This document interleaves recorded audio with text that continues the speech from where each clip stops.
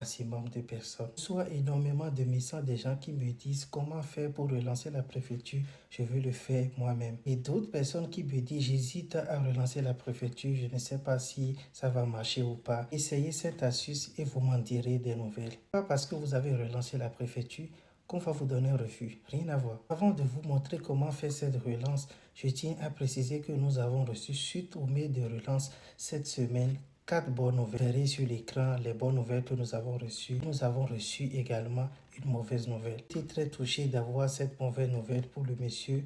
C'est un monsieur qui a fait une demande depuis plus de 24 mois. Il y avait des récépissés renouvelables tous les 3 mois. À notre relance, nous avons profité pour solliciter le renouvellement à l'expiration.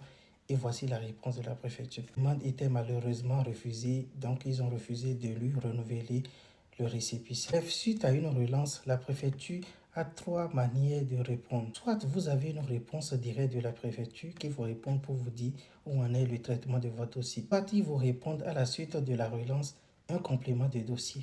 Ou vous verrez sur votre compte ANEF ou démarche simplifiée, si c'était en mode dépôt, ça va passer en mode instruction. La première étape, c'est d'aller sur Google.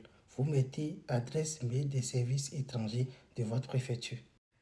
Exemple simple, nous allons sur Google, d'accord? Vous mettez adresse mail des services étrangers. Nous allons prendre un exemple simple de la préfecture de Rincy. Ensuite, vous descendez en bas, d'accord? Vous verrez les informations de la préfecture. Vous avez l'adresse mail des services étrangers. Copiez l'adresse et vous mettez quelque part, c'est-à-dire on met ici, d'accord? Ensuite, vous descendez. Ça va vous demander l'objet. Donc, l'objet, vous mettez mail est très important. N'oubliez pas de mettre votre numéro étranger. Vous mettez par exemple relance de 6. Vous mettez demande d'information relative à ma demande de titre de séjour.